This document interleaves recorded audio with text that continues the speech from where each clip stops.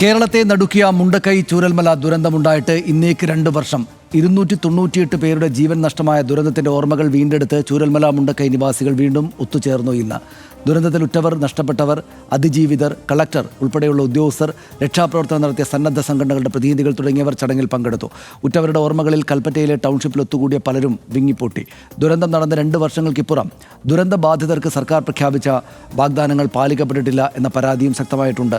UDF സർക്കാർ അധികാരത്തിലെത്തിയതോടെ പുനരധിവാസ പ്രവർത്തനങ്ങളുടെ വേഗം ഗണ്യമായി കുറഞ്ഞുവെന്ന് പ്രതിപക്ഷ നേതാവ് പിണറായി വിജയൻ ഇന്ന് ആരോപിച്ചു. ദുരന്ത ബാധിതരെ പുനരധിവസിപ്പിക്കുന്നതിനുള്ള ടൗൺഷിപ്പിന്റെ തുടർ നിർമ്മാണ പ്രവൃത്തികൾ ഇഴയുകയാണോ? കാണാം RDX റാപ്പ്. 2024 ജൂലൈ 30 ആർത്തുപെയ്ത മഴയിൽ കുത്തിയൊലിച്ചെത്തിയ വെള്ളവും പാറക്കല്ലുകളും കൂറ്റൻ മരങ്ങളും തുടച്ചെടുത്തത് പുഞ്ചിരിമട്ടവും മുണ്ടക്കൈയും ചൂരൽമലയും അടങ്ങുന്ന ഒരു ഗ്രാമത്തെ ഒന്നാകെയായിരുന്നു. ഒരുമയോടെ ജീവിച്ച 298 പേരെയാണ് അന്ന് ആ നാടിന് നഷ്ടമായത്. കൂലിപ്പണിക്കാരും തോട്ടം തൊഴിലാളികളും അടങ്ങുന്ന ആ മനുഷ്യർ സുരുക്കൂട്ടിയെടുത്ത സകല സമ്പാദ്യങ്ങളും മണ്ണിനും ചെളിക്കുമൊപ്പം ഒലിച്ചില്ലാതായി. 2 വർഷങ്ങൾക്കിപ്പുറം നഷ്ടങ്ങളുടെ നോവിലും നഷ്ടപ്പെട്ട ജീവിതം തിരിച്ചുപിടിക്കാനുള്ള ശ്രമത്തിലാണ് ആ മനുഷ്യർ. ഉള്ളലച്ച വേദനയിലും ദുരന്തത്തിന്റെ ഓർമ്മകൾ വീണ്ടെടുത്ത ചൂരൽമല മുണ്ടക്കൈ നിവാസികൾ വീണ്ടും ഒത്തുചേർന്നു. മൃതദേഹങ്ങൾ സംസ്കരിച്ച പുത്തുമലയിലെ ഹൃദയഭൂമിയിൽ അവരൊന്നിച്ചെത്തി സർവമത പ്രാർത്ഥനയും പുഷ്പാർച്ചനയും നടത്തി. മലയാളികൾ ഒന്നടങ്കം ദുരിതബാധിതർക്കായി ഒന്നിച്ചിറങ്ങിയപ്പോൾ മുണ്ടക്കൈ ചൂരൽമല ഗ്രാമം അതിജീവനത്തിന്റെ പാതയിലേക്ക് പിച്ചവയ്ക്കുകയായിരുന്നു. അപ്പോഴും സർക്കാർ വാഗ്ദാനങ്ങളിലെ മെല്ലെപ്പോക്ക് ആ മനുഷ്യരെ വല്ലാതെ അലട്ടുന്നുണ്ട്. RDX rap news Malayalam.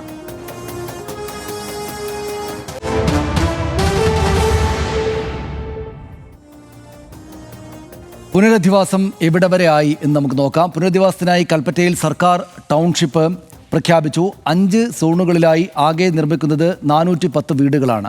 ഒന്നാം ഘട്ടമായി അന്നത്തെ സർക്കാർ 178 കുടുംബങ്ങൾക്ക് 7 സെന്റ് ഭൂമിയും വീടും കൈമാറി.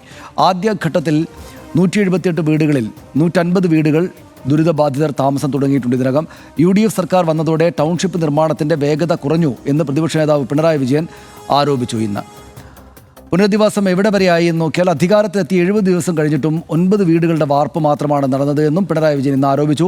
നിർണായക ചുമതലകളിലെ അനാവശ്യ സ്ഥലം മാറ്റങ്ങളും ഏകോപനക്കുറവും പദ്ധതിയെ പ്രതികൂലമായി ബാധിച്ചെന്നും പിണറായി വിജയന്റെ വിമർശനമുണ്ടായി. IAS ഉദ്യോഗസ്ഥരുടെ സ്ഥലം മാറ്റത്തിലൂടെ ടൗൺഷിപ്പ് പദ്ധതിക്ക് CEO ഇല്ലാതായതും വിവാദമായി. പ്രതിഷേധം ഉയർന്നതോടെ 1 മാസം കഴിഞ്ഞാണ് പുതിയ ഉദ്യോഗസ്ഥൻ ചുമതല നൽകിയത്. കേന്ദ്ര സർക്കാർ ഇടപെടൽ എങ്ങനെയാണെന്ന് നോക്കാം. 2024 ഓഗസ്റ്റ് 10 പ്രധാനമന്ത്രി വയനാട് ദുരന്ത ഭൂമി സന്ദർശിച്ചു. കേന്ദ്ര സംഘവും വയനാട്ടിലുണ്ടായിരുന്നു. 2024 ഓഗസ്റ്റ് 17 കേരള സർക്കാർ പ്രധാന ആവശ്യങ്ങൾ ഉന്നയിച്ച് കേന്ദ്ര സർക്കാരിന് മെമ്മോറാണ്ടം നൽകി. പ്രത്യേക ധനസഹായം പ്രഖ്യാപിക്കണം, ദുരിതബാധിതരുടെ വായ്പ എഴുതിത്തള്ളണം എന്നിവ പ്രധാന ആവശ്യമാണ്. ദുരന്തത്തെ L3 വിഭാഗത്തിൽ പെടുത്തണമെന്നും മെമ്മോറാണ്ടത്തിൽ കേരളം ആവശ്യപ്പെട്ടിരുന്നു. ദുരന്തം കഴിഞ്ഞ് 154 ദിവസത്തിന് ശേഷം 2024 ഡിസംബർ 30 കേന്ദ്ര സർക്കാർ ചൂരൽമല മുണ്ടക്കൈ ദുരന്തം അതിതീവ്ര ദുരന്തമായി പ്രഖ്യാപിച്ചു. ദുരന്ത പുനരധിവാസത്തിന് സഹായമായി കേരളം 2221 കോടി രൂപയാണ് ആവശ്യപ്പെട്ടിരുന്നത്. 1 വർഷം കഴിഞ്ഞ് 2025 ഒക്ടോബറിൽ വയനാട് പുനരധിവാസത്തിന് 260.56 കോടി രൂപ മാത്രമാണ് കേന്ദ്ര സർക്കാർ അനുവദിച്ചത്.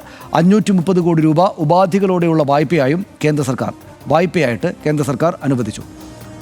2024 ജൂലൈ മാസം ദുരന്തമുണ്ടാകുമ്പോൾ നിലവിലുള്ളത് 2005 ദേശീയ ദുരന്ത നിവാരണ നിയമമായിരുന്നു.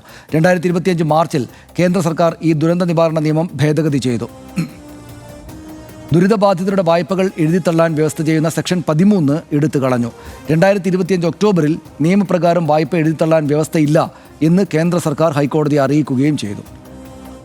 ഇതൊക്കെ നമുക്ക് ഓർമ്മയുണ്ട്, നമ്മൾ പലപ്പോഴായിട്ട് ചർച്ച ചെയ്തതാണ്. പക്ഷേ ഇത് വലിയ ദുരന്തമാണ് എന്ന് പ്രത്യേകിച്ച് ആളോട് പറയേണ്ടതില്ല. പക്ഷേ ആ ദുരന്തത്തിന് ശേഷം കേന്ദ്ര സർക്കാരിൻ്റെയൊക്കെ ഭാഗത്തു നിന്നുണ്ടായിരുന്ന അങ്ങേയറ്റം ദുരിതം പരിഗണിക്കാത്ത നിലപാടുകളായിരുന്നു എന്ന കാര്യത്തിൽ അത് പറയാൻ പ്രത്യേകിച്ച് 2200-ലേറെ കോടി ആവശ്യപ്പെട്ടിട്ട് ആകെ 1,200 കോടി രൂപയാണ് അനുവദിച്ചത്. ബാക്കിയുള്ളത് വായ്പയാണ്. അതും 500 സംതിങ് കോടി മാത്രമേ ഉള്ളൂ. എന്ന് മാത്രമല്ല, ഈ കഴിഞ്ഞ സർക്കാരിൻ്റെ കാലത്ത് ഇതൊരു പ്രധാനപ്പെട്ട ആ സർക്കാരിൻ്റെ പ്രാഥമിക പരിഗണനയുള്ള ഒരു കാര്യമായിരുന്നു ചൂരൽമലയിലെ പുനരധിവാസം. അതിൻ്റെ ഗുണഫലങ്ങൾ അവിടെ ഉണ്ടാവുകയും ചെയ്തിട്ടുണ്ട്. പക്ഷേ ഈ സർക്കാർ വന്നപ്പോഴേക്ക് ആ കാര്യങ്ങൾ മോശം നിലക്കാണ് പോകുന്നതെന്ന കാര്യത്തിൽ സംശയമില്ലെന്ന് എനിക്ക് തോന്നുന്നു. എന്ന് മാത്രമല്ല, അവിടെ വീട് നിർമ്മിച്ച് നൽകാമെന്ന് പറഞ്ഞാൽ യൂത്ത് കോൺഗ്രസിൻ്റെ കാര്യം നമുക്കറിയാം, അത് ഒന്നും സംഭവിച്ചിട്ടില്ല. അപ്പോൾ യൂത്ത് കോൺഗ്രസും അതിനോടെടുത്ത നിസ്സംഗ സമീപനം തന്നെയാണ് ഈ സർക്കാർ എടുക്കുന്നത് എന്നൊരു വിമർശനത്തിനുള്ള സമയമായിട്ടുണ്ടോ? തീർച്ചയായും. ഇപ്പോൾ ഒരു സർക്കാർ മാറി വേറൊരു സർക്കാരൊക്കെ വരുമ്പോൾ സ്ഥലം മാറ്റങ്ങളൊക്കെ സ്വാഭാവികമാണ്. ആ നിലയ്ക്ക് അവർക്ക് വിശ്വാസമുള്ള കൂടുതൽ അവർക്ക് ഇടപഴകാൻ കൂടുതൽ അടുപ്പമുള്ള ആളുകളെയൊക്കെ മാറ്റിവെക്കും. പിന്നെ അവരുടെ പദ്ധതികൾ നടപ്പാക്കാൻ, അവരുടെ ആലോചനകൾ നടപ്പാക്കാൻ തക്കവണ്ണം ഉള്ള ഉദ്യോഗസ്ഥരെന്ന് അവർ കരുതുന്നവരെ കൊണ്ടുവരും. ഇതൊക്കെ ചെയ്യും. ഇക്കാര്യത്തിൽ എന്ത് താല്പര്യമാണ് പ്രവർത്തിക്കുക എന്നുള്ളത് എനിക്ക് മനസ്സിലാവുന്നില്ല. ആ മുണ്ടക്കൈ ചൂരൽമല പദ്ധതിക്ക് CEO ഇല്ലാതെ ഒരു മാസം പോകുന്ന സാഹചര്യമൊക്കെ ഉണ്ടാകുന്നത് എങ്ങനെയാണ്? ഒരു കാരണവശാലും അങ്ങനെ ഉണ്ടായിക്കൂടല്ലോ. അത് അവിടെയൊക്കെ ആ തരത്തിലുള്ള ഒരു സമീപനം സ്വീകരിച്ചത് സർക്കാരിൻ്റെ ഭാഗത്തു നിന്ന് വന്ന ആ സമീപനം വളരെ നിരാശാജനകവും ഖേദകരവുമാണ്. അങ്ങനെ ഉണ്ടാവാൻ പാടില്ലായിരുന്നു. മാത്രമല്ല, നമുക്ക് അതായത് കേരളത്തിൻ്റെ മൊത്തം ശ്രദ്ധയുള്ള, കേരളം മൊത്തം ആഗ്രഹിക്കുന്ന, കേരളം മൊത്തം ഒറ്റക്കെട്ടായി ഒപ്പം നിൽക്കുന്ന ഒരു പദ്ധതിയായിരുന്നു അവിടുത്തെ ടൗൺഷിപ്പ് എന്ന് പറയുന്നത്. ആ ടൗൺഷിപ്പിൻ്റെ പൂർത്തീകരണം കാണാനായിട്ട് ആളുകൾ അവിടേക്ക് ഒഴുകിയെത്തിയത് എന്തുകൊണ്ടാണ്? ആളുകൾ ഹൃദയം അവിടെ ജീവിക്കുന്ന ആളുകൾക്ക് അങ്ങനെ കേരളത്തിലെ ആളുകൾ കൊടുത്തിരിക്കുന്നു എന്നുള്ളത് കൊണ്ടാണ്. പക്ഷേ ആ കാര്യത്തിൽ ഈ ഉദാസീന സമീപനം സ്വീകരിക്കുന്നത് ശരിയല്ല. കുറേ കൂടി ചിട്ടയോടെ, വേഗതയോടെ അവിടുത്തെ പുനരധിവാസ പദ്ധതികൾ പൂർത്തിയാക്കേണ്ടതുണ്ട്. ഇപ്പം മുൻ സർക്കാരിനൊക്കെ എണ്ണി പറയുമ്പോൾ ഇരു സർക്കാരുകൾക്കും പല വീഴ്ചകളും ഒക്കെ പറയാനൊക്കെ നമുക്കുണ്ടാകും. പക്ഷേ പ്രഥമ പരിഗണന അവിടുത്തെ പുനരധിവാസത്തിന് എന്നുള്ള ഒരു മൂഡ് എങ്കിലും ഈ സംസ്ഥാനത്തിന് മുന്നിൽ ക്രിയേറ്റ് ചെയ്യാൻ കഴിഞ്ഞ സർക്കാരിന് കഴിഞ്ഞിരുന്നു. ആ നിലയ്ക്ക് തന്നെ പ്രവർത്തനങ്ങൾ മുന്നോട്ട് കൊണ്ടുപോവുകയും ചെയ്തു. ഇപ്പോൾ ഈ ഒരു തെരഞ്ഞെടുപ്പ് കാലത്ത് കൊണ്ടുവരാവുന്ന ആരോപണങ്ങൾ എന്ന നിലയ്ക്ക് അവർ ചില ആരോപണങ്ങളൊക്കെ കൊണ്ടുവരും. ഇപ്പോൾ ഊരാളുങ്കൽ ലേബർ കോൺട്രാക്ട് സൊസൈറ്റിക്കെതിരെ ആരോപണങ്ങളൊക്കെ കൊണ്ടുവരിക, അതിങ്ങനെ കത്തിച്ച് നിർത്തുക, അങ്ങനെയൊക്കെ അവർ ശ്രമിച്ചു. കുറേയൊക്കെ മാധ്യമങ്ങൾ അതിനെ ആ തെരഞ്ഞെടുപ്പ് കാലമായതുകൊണ്ട് ആ മട്ടിൽ തന്നെ പിന്തുണച്ചു. പക്ഷേ അവിടെ കാര്യക്ഷമമായി പണി നടന്നിരുന്നത് എപ്പോഴാണെന്ന് ആ പ്രദേശത്തെ വാസികൾക്കറിയാം. അവിടെ ഇപ്പോൾ ഈ റിപ്പോർട്ട് ചെയ്തുകൊണ്ടിരുന്ന, നിരന്തരം റിപ്പോർട്ട് ചെയ്യുന്ന മാധ്യമങ്ങൾക്കറിയാം, മാധ്യമപ്രവർത്തകർക്കറിയാം അവിടുത്തെ സ്ഥിതി എന്താണ് എന്നുള്ളത്. ആ തെരഞ്ഞെടുപ്പ് കാലത്ത് ഓർമ്മയുണ്ടല്ലോ, ഈ വീടുകൾക്ക് വീണ വിള്ളൽ അന്വേഷിച്ച് നടക്കായിരുന്നു. വരച്ച മാർക്ക് വിള്ളലാക്കിയ മാധ്യമങ്ങൾ വരെ ഇവിടെ ഉണ്ട് എന്നുള്ളത് ഓർക്കണം. അപ്പോൾ അതിലായിരുന്നു കൂടുതൽ ശ്രദ്ധ. ആ സമയത്ത് തന്നെ ഞാൻ സംശയിച്ചതാണ് ഇതിൻ്റെ താളം തെറ്റുകയാണ് എന്ന്. ആ താളം തെറ്റൽ ഏതാണ്ട് പൂർണ്ണമായി സർക്കാർ വന്ന് അതിൻ്റെ ചുമതല ഏറ്റെടുത്തതിന് ശേഷം എന്നുള്ളതാണ് സത്യം. ഇപ്പോൾ കുറച്ചുകൂടി വീണ്ടും അവിടേക്ക് കാര്യങ്ങൾ ശ്രദ്ധിച്ചു തുടങ്ങിയിരിക്കുന്നു എന്നുള്ള ഒരു തോന്നലാണ് എനിക്കുള്ളത്. അത് വേഗം നടക്കട്ടെ. പിന്നെ ഒരു കാര്യം എന്താണെന്ന് വെച്ച് കഴിഞ്ഞാൽ, ഈ 150 വീടുകളാണ് ആദ്യഘട്ടത്തിൽ 178 വീടുകളാണ് ആദ്യഘട്ടത്തിൽ പൂർത്തിയാക്കുന്നത് പറഞ്ഞത്. അതിൽ 150 താമസമായി. അതൊരു ചെറിയ കാര്യമല്ല. കാരണം പ്രഖ്യാപിക്കപ്പെട്ട പലതും ഉണ്ട് ഇവിടെ. ഇപ്പോൾ കോൺഗ്രസിൻ്റെ വീട് പണി എന്നുള്ളതാണ് അവിടെ ഏറ്റവും ഇഴഞ്ഞു നീങ്ങുന്നത്. അത് എപ്പോഴെങ്കിലും സംഭവിക്കും എന്നുള്ള ഒരു പ്രതീക്ഷ മാത്രമേ നമുക്കുള്ളൂ. തൽക്കാലം അതൊന്നും അങ്ങനെ എപ്പോഴെങ്കിലും സംഭവിക്കുമോ എന്ന് തന്നെ ഇപ്പോഴും എനിക്ക് സംശയമാണ്. കാരണം പ്രാഥമികഘട്ട ജോലികൾ ആരംഭിച്ചു എന്ന് പറയുന്നു. അത് എത്രത്തോളം ഈ 100 വീടുകളുടെ ഒരു നിർമ്മാണത്തിലേക്കൊക്കെ അത് എത്തിച്ചേരുമെന്ന് സംശയമാണ്. ലീഗിൻ്റെ വീട് ഉറപ്പായിട്ട് പൂർത്തിയാക്കും. ആ കാര്യത്തിൽ ഇപ്പോൾ കഴിഞ്ഞ ചർച്ചയിൽ ഞാൻ ലീഗിനെ വിമർശിച്ചെങ്കിൽ ഇക്കാര്യത്തിൽ ലീഗ് വളരെ കാര്യക്ഷമമായി കാര്യങ്ങൾ ചെയ്യും. അവിടെ വീടുകൾ ഉണ്ടാകുമെന്ന് തന്നെയാണ് പ്രതീക്ഷ. 51 വീടുകളിൽ ലീഗ് വാഗ്ദാനം ചെയ്തതിൽ പകുതി വീടുകളിൽ ആളുകൾ ഇപ്പോൾ താമസം തുടങ്ങി. അത് ആ നിലയ്ക്ക് തന്നെ മുന്നോട്ട് പോകും. പക്ഷേ സനീഷ് ഓർക്കേണ്ട കാര്യം, 2 വർഷം മുമ്പ് ഒരു ഗ്രാമം, കേരളത്തിൽ തന്നെ ഏറ്റവും സുന്ദരമായ, ഏറ്റവും സഹവർത്തിത്വത്തോടെ ആളുകൾ കഴിഞ്ഞിരുന്ന ഒരു ഗ്രാമം പൂർണ്ണമായി ഇല്ലാതായി. ആ ചൂരൽമല സ്കൂൾ എന്നൊക്കെ പറഞ്ഞാൽ അതിന് തൊട്ട് മുമ്പുള്ള കാലത്തെ കാഴ്ച എത്ര സുന്ദരമാണ്. അവിടുത്തെ കുരുന്നുകളൊക്കെ ഈ മലവെള്ളപ്പാച്ചിലിൽ ഒലിച്ചുപോയി, ഉരുൾപൊട്ടലിൽ ഒലിച്ചുപോയി എന്ന് പറയുമ്പോൾ എത്ര സങ്കടകരമായ ഒരവസ്ഥയാണ്. അപ്പോൾ ആ ഒരു കേരളത്തിൽ ഏതെങ്കിലും ഒരു സ്ഥലത്തല്ല, രാജ്യത്ത് ഏതെങ്കിലും ഒരു സ്ഥലത്ത് ഈ മട്ടിൽ ഒരു പ്രദേശം ഇല്ലാതാകുക എന്നുള്ളത് അപൂർവം സംഭവിക്കുന്നതാണ്. ഇവിടെ കേരളത്തിൽ ആദ്യമായി സംഭവിച്ചിട്ടുള്ളതാണ് അങ്ങനെ ഒരു കാര്യം. ഒരു ഗ്രാമമല്ല, ഒരു പ്രദേശം, ഒന്നിലേറെ ഗ്രാമങ്ങളാണ് പൂർണ്ണമായും ഇല്ലാതായിപ്പോയത്. അവിടുത്തെ ഇപ്പോഴും ദുരന്തബാധിതരുടെ അന്തിമ പട്ടിക പൂർത്തിയായിട്ടില്ലെന്ന് അവിടെ പ്രാദേശവാസികൾ ആരോപിക്കുമ്പോൾ അതിൽ തന്നെ നമുക്കൊരു വിഷമമുണ്ട്. കാരണം അതൊക്കെ നേരത്തെ പൂർത്തിയാക്കേണ്ടതായിരുന്നു എന്നുള്ളത്. ഇപ്പോൾ അത് മാത്രമല്ല, ഈ പറഞ്ഞതുപോലെ പട്ടികയ്ക്ക് പുറത്തു പോയ, ഇപ്പോൾ ദുരന്തബാധിത go zone, no go zone എന്നൊക്കെ പറഞ്ഞിട്ട് തിരിച്ചു കഴിഞ്ഞപ്പോൾ അതിനകത്ത് കുറേ ആളുകൾ പുറത്തായിട്ടുണ്ടെന്ന് പറയുന്നത് ഞാൻ നോക്കി. അതിനകത്ത് ഏതാണ്ട് ഒരു 80 കുടുംബങ്ങളോളമാണ് അങ്ങനെ പുറത്തായി എന്ന് പറയുന്നത്. ഞാൻ അവരെ കൂടി പരിഗണിക്കേണ്ടതുണ്ട്. അങ്ങനെ പുറത്തായി എന്നും ആ ദുരന്തം ബാധിച്ചിട്ടുണ്ട് എന്നുള്ളത് ആ നാട്ടുകാരൊരുമിച്ച് എന്ന് പറയുന്ന ആളുകളെ കൂടി ഉൾപ്പെടുത്തി തന്നെ വേണം ഈ പുനരധിവാസ പദ്ധതി ഇനി മുമ്പോട്ട് പോകാൻ. പിന്നെ നമ്മൾ ഓർക്കേണ്ട ഒരു കാര്യം, ഇപ്പോൾ പോലും കണക്കെടുത്താൽ ഒരു 11%, ആവശ്യപ്പെട്ടതിൻ്റെ 11-12% മാത്രമാണ് കേന്ദ്ര സർക്കാർ അനുവദിച്ചത് എന്നുള്ളത് ഒരിക്കലും നീതീകരിക്കാവുന്ന സംഗതിയല്ല. നേരത്തെ നമ്മൾ പറഞ്ഞതുപോലെ ഇത് യൂണിയൻ ഓഫ് സ്റ്റേറ്റ്സ് ആണെന്നുള്ള സങ്കല്പം തന്നെ വിട്ടുകൊണ്ട് ഇത് ഈ രാജ്യത്തിൻ്റെ ഭാഗമാണ് ഈ പ്രദേശം എന്നുള്ള ചിന്ത തന്നെ വിട്ടുകൊണ്ട് അതൊരു പ്രധാനമന്ത്രി അവിടെ വന്ന് നല്ല ഫോട്ടോയൊക്കെ എടുത്തു. നല്ല ഫോട്ടോ, അതായത് അടുത്ത കാലത്ത് പ്രധാനമന്ത്രി കുട്ടികളെ ലാളിക്കുന്നതിൽ ഏറ്റവും മികച്ച ദൃശ്യങ്ങൾ ലഭിച്ചത് അവിടെ വന്നപ്പോഴായിരിക്കും. പക്ഷേ അതിനനുസരിച്ചുള്ള പരിഗണന ആ പ്രദേശത്തിന് കൊടുത്തില്ല എന്നുള്ള കാര്യത്തിൽ ഒരു സംശയവുമില്ല.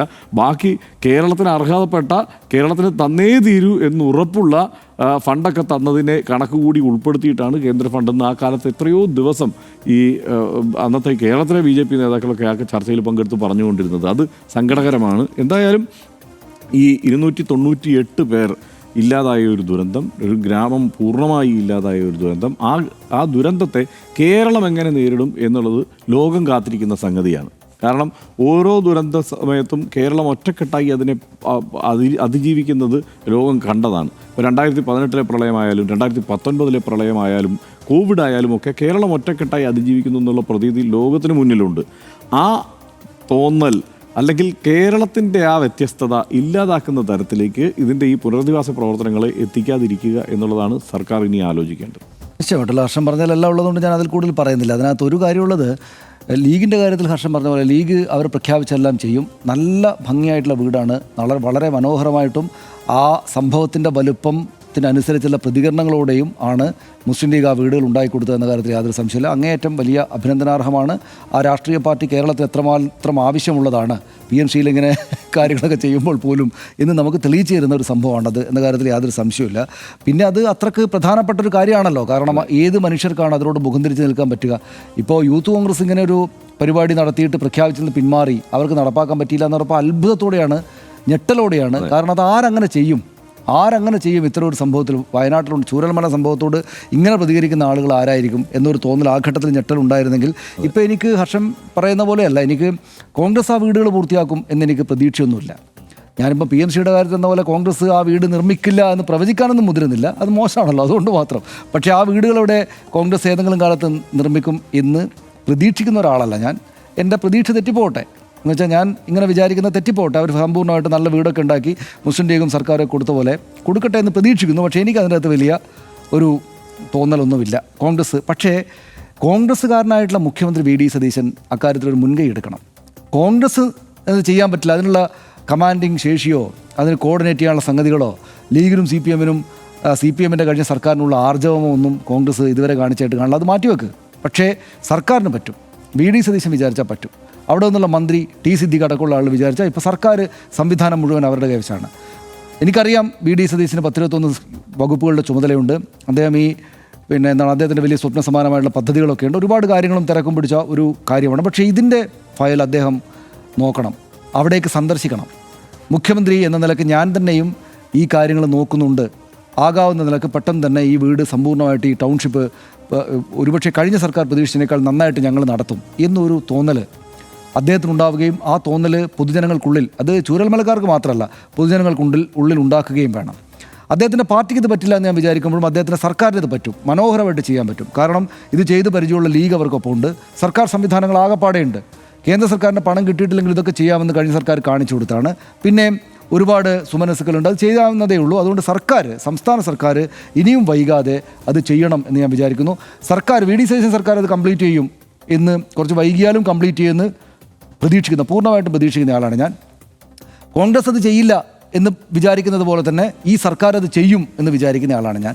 സർക്കാരിന് അതിനുള്ള എല്ലാ സംവിധാനങ്ങളുണ്ട്. അതുകൊണ്ട് VD സതീശൻ മുഖ്യമന്ത്രി തന്നെ ഇക്കാര്യത്തിൽ കൂടുതൽ ശ്രദ്ധ കൊടുത്ത് അക്കാര്യത്തിൽ ഇടപെടണം, അത് കംപ്ലീറ്റ് ചെയ്യണമെന്ന് അഭ്യർത്ഥിക്കുകയാണ് ഞാൻ ഈ സമയത്ത്. അതിൻ്റെ ഒരു കാര്യം എന്താണെന്ന് വെച്ചാൽ, എല്ലാവർക്കും അറിയാവുന്ന പോലെ നമ്മുടെ നാട് ഇപ്പോൾ ജീവിച്ചിരിക്കുന്ന മനുഷ്യർ കണ്ടതിൽ ഏറ്റവും വലിയ ദുരന്തങ്ങളിൽ ഒന്നാണത്. അത് നമ്മുടെ എല്ലാം വികാരമാണ്. ഞാനും ഹർഷനൊക്കെ അവിടെ പോയിരുന്നു, ഈ പറയുന്ന രാഷ്ട്രീയ നേതാക്കളെല്ലാം അവിടെ പോയിരുന്നു. T സിദ്ദിഖിനെ പോലും അവിടുത്തെ ഒരു കോൺഗ്രസ് നേതാവ് എത്രമാത്രം കഠിനാധ്വാനം ചെയ്തു, എത്രമാത്രം വൈകാരികമായിട്ട് ആ കാര്യങ്ങളിൽ ഇടപെട്ടു എന്ന് നമ്മൾ നേരിട്ട് എല്ലാവരും കണ്ടാണ്. ഒരുപാട് ആളുകൾ, എല്ലാ രാഷ്ട്രീയ പാർട്ടികളിലും ഉള്ള ആളുകൾ. അപ്പോൾ അത് കേരളത്തിൻ്റെ ആകെ ഒരു വിജയമായിരിക്കും. അത് അവിടുത്തെ മനുഷ്യർ സമ്പൂർണ്ണമായിട്ട് സന്തോഷത്തോടെ ചിരിക്കുന്ന, അവരുടെ വേദനകൾ മറന്ന് ചിരിക്കുന്നത് കേരളത്തിൻ്റെ ആകെ ഒരു വിജയമായിരിക്കും. അതിന് നേതൃത്വം കൊടുക്കാൻ ഇതൊരു ചരിത്ര സംഭവമായിരിക്കും. കേരളത്തിൻ്റെയും രാജ്യത്തിൻ്റെയും ചരിത്രത്തിൽ ഇവർ ലീഡർഷിപ്പ് എടുത്താൽ, ഈ സർക്കാർ ലീഡർഷിപ്പ് എടുത്ത് കംപ്ലീറ്റ് ചെയ്താൽ അതൊരു ചരിത്ര നിമിഷമായിരിക്കും. അത് ദീർഘകാലത്തേക്ക് വി.ഡി. സതീശൻ സർക്കാർ ഇങ്ങനെ ചെയ്തു എന്നത് എഴുതിപ്പെട്ട് വെച്ചിരിക്കുന്ന ഒരു സംഭവമായിട്ട് മാറും. അതുകൊണ്ട് ആ ഒരു സീരിയസ്നെസ് അവർ കാണിക്കുന്നതാണ് ഞാൻ പ്രതീക്ഷിക്കുന്നത്.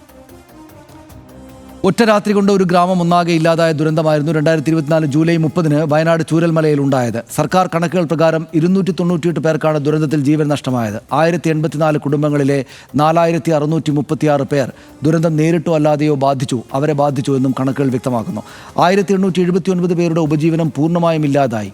തോട്ടം തൊഴിലാളികളും തൊഴിലുറപ്പ് തൊഴിലാളികളും കർഷകരുമടക്കം ദൈനംദിന ജീവിതത്തിന് അങ്ങേയറ്റം കഷ്ടപ്പെടുന്ന മനുഷ്യരാണ് ചൂരൽമലയിലെ ദുരന്ത ബാധിതരിൽ അധികവും.